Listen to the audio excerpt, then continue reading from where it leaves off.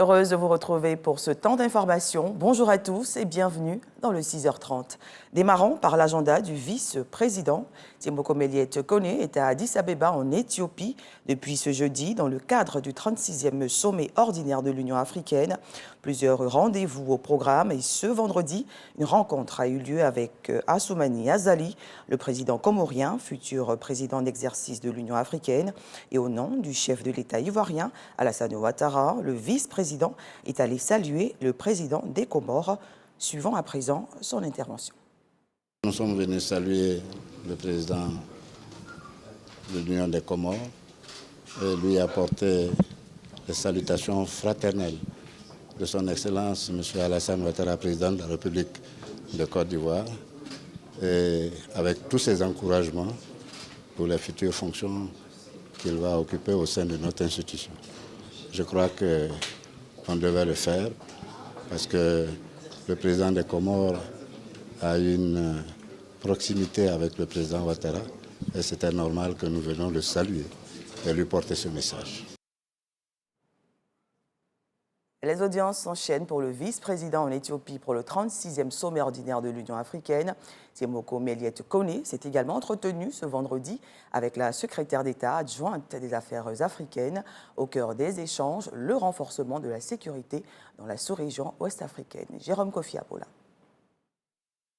Tous les deux, ils font partie des personnalités présentes à Addis Abeba dans le cadre de la 36e session ordinaire de la conférence des chefs d'État et de gouvernement de l'Union africaine prévue du 15 au 19 février 2023. Le vice-président de la République de Côte d'Ivoire, Tiemoko Meliette Kone, et la secrétaire d'État adjointe des États-Unis chargée des affaires africaines se sont entretenus ce vendredi en marge de cette rencontre dans la capitale éthiopienne. Selon la secrétaire d'État adjointe des États-Unis, les échanges ont notamment porté sur la question sécuritaire dans la sous-région et le leadership du président Alassane Ouattara en matière de démocratie. Le but de notre rencontre avec son Excellence le vice-président de la République de Côte d'Ivoire était tout d'abord le suivi sur les démarches qui ont été faites, les promesses qui ont été faites lors du sommet des leaders africains qui a eu lieu à Washington en décembre. Nous avons aussi échangé au sujet de la situation sécuritaire dans la sous-région. Nous avons aussi exprimé toute l'admiration que nous ressentons pour le leadership de la Côte d'Ivoire pour ce qui concerne la démocratie dans la sous-région et en particulier l'activité du président Ouattara pour encourager une transition démocratique dans certains des États d'Afrique occidentale qui en ce moment même ont certaines difficultés à ce sujet. Par ailleurs, la secrétaire d'État adjointe des États-Unis fait savoir que les entretiens avec le vice-président ivoirien vont dans le sens de la volonté des États-Unis et de la Côte d'Ivoire de toujours privilégier les relations bilatérales. La primature célèbre l'excellence. 3 champions du financement des PME ont été primés lors de la 6e édition de l'initiative La Finance s'engage. Cet événement, placé sous le parrainage du Premier ministre Patrick Achi, s'est tenu le jeudi 16 février dernier. Il a refermé ses portes avec la cérémonie des awards du financement. On en parle avec Jean-Luc Bambeau. Crédit Accès, Finel et Ecobank. Tels sont les lauréats de la 5e édition des awards du financement.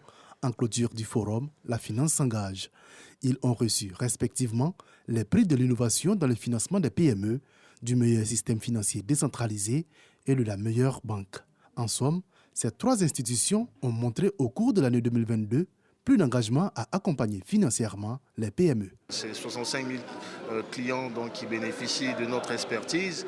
C'est un volume de crédit de 5 milliards de francs CFA que nous distribuons de façon mensuelle.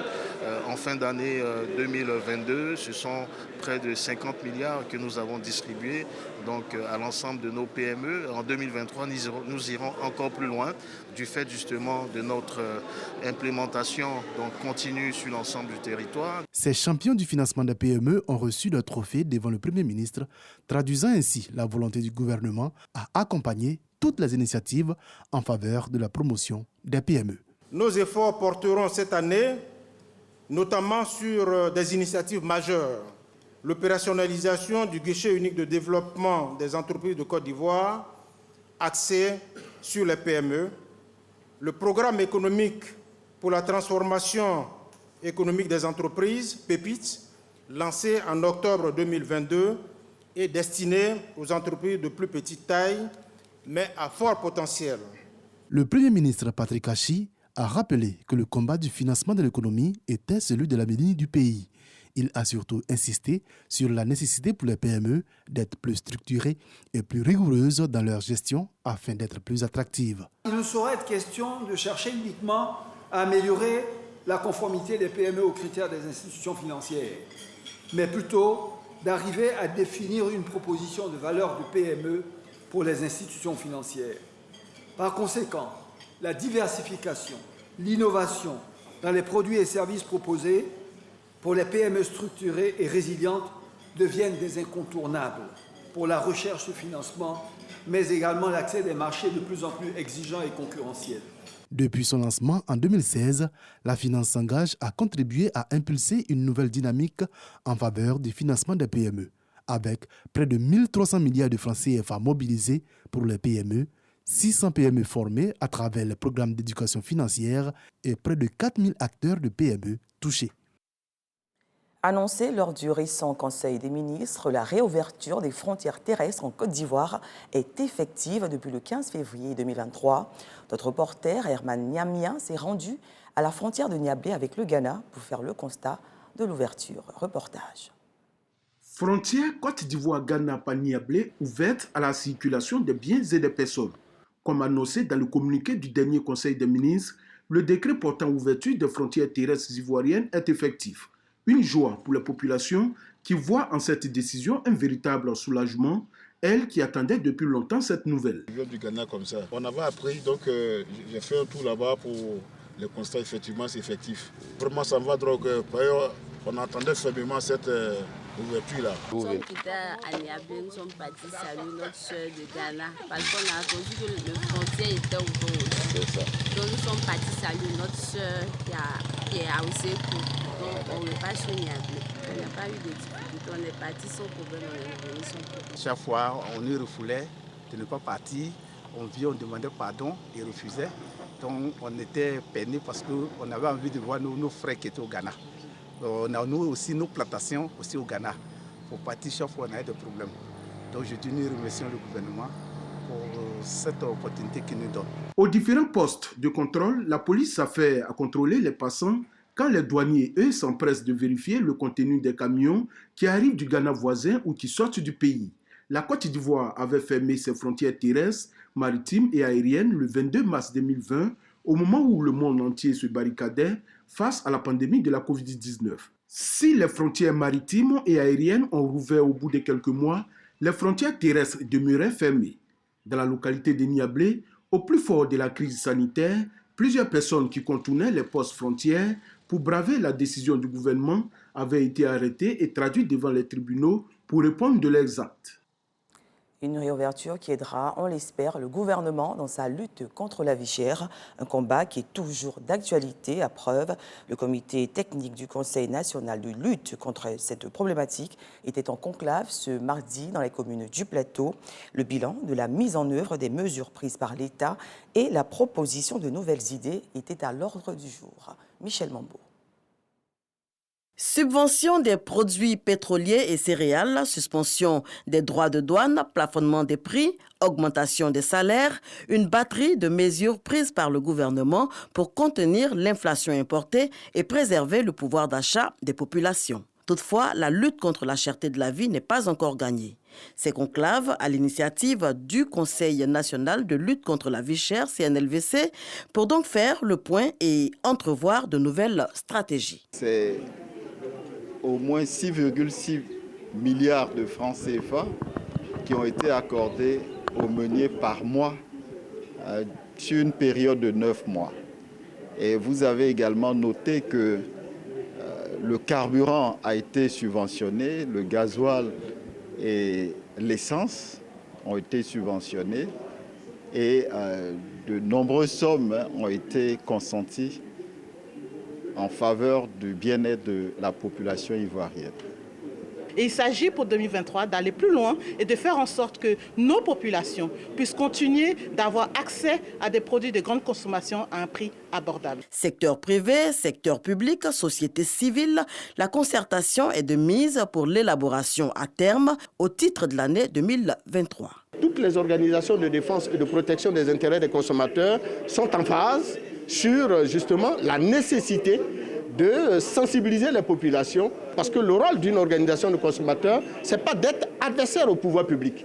Notre rôle, c'est d'être des partenaires des pouvoirs publics en portant véritablement sur nos épaules les mécontentements des populations. C'est une réflexion de concertation et les mesures qui seront proposées au gouvernement, les recommandations qui sont faites au gouvernement sont issues de l'ensemble de la concertation. Lutte contre la vie chère, une priorité. En Côte d'Ivoire, les mesures prises par le gouvernement auront permis au pays d'avoir un taux d'inflation des plus faibles en Afrique de l'Ouest, soit 5,2%. Une information qui réjouit le personnel de la RTI, Radio-Télévision ivoirienne. Le directeur général de l'institution, Fosséni Dambélé, vient d'offrir 13 kits de caméras numériques au personnel technique des stations d'Abidjan et de Bouaké. C'était ce vendredi 17 février 2023 à la Maison de la Télévision à Cocody. Cette initiative vise à renforcer les équipements techniques afin d'améliorer les performances du premier groupe audiovisuel de service public. Jean-Marc Djadji. Les différents chefs de département et de service de RTI 1, RTI 2, la 3 et de la station régionale de RTI Bouaké réceptionnent 13 kits de caméras professionnelles numériques et accessoires. Ils sont équipés par la Direction générale de la radiodiffusion télévision ivoirienne, RTI.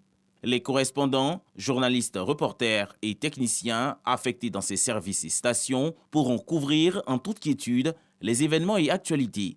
Merci au DG, nous avons reçu quelques caméras, j'espère qu'on en recevra encore d'autres. RTI 2 se doit d'aller encore plus loin et cette caméra en tout cas est un appui de taille de la direction générale que nous saluons. La radiodiffusion télévision ivoirienne poursuit à travers cette initiative sa stratégie de modernisation et de développement des compétences. La direction générale compte assurer la transformation digitale de l'entreprise dans un environnement audiovisuel libéralisé. Les performances des groupes de médias sont le résultat d'un investissement académique et l'ISTC Polytechnique se veut le creuset de talents par excellence dans le milieu de l'audiovisuel. Elle organise du 20 au 24 février prochain la 7e édition du Salon des écoles, un rendez-vous durant lequel chacune des 5 écoles fait montre de son savoir-faire. La conférence de presse de cet événement a eu lieu ce vendredi en présence de notre reporter Khalil Diomandé.